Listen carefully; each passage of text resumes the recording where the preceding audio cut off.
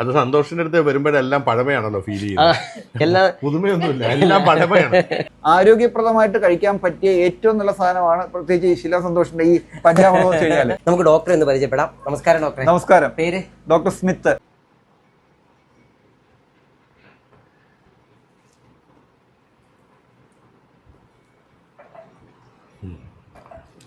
ഇത്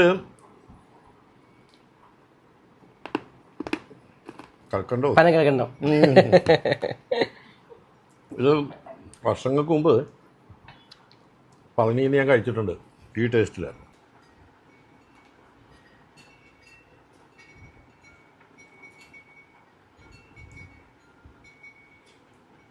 ടേസ്റ്റ് എങ്ങനെയുണ്ട്? Super taste.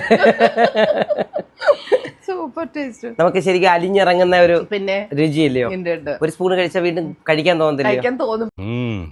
എന്തൊക്കെയുണ്ട് ഇതില്? ഇതിനെ നമ്മുടെ പഞ്ചാമൃതം ഒരാൾക്ക് കൊടുക്കാൻ പോവാണ്, നമ്മുടെ ടിനിച്ചേട്ടന്.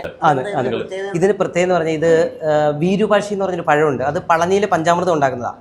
ആ പഴം ചേർത്താണ് നമ്മൾ ചെയ്യുന്നത്. ഇതൊരു 916 പഞ്ചാമൃതമാണ്.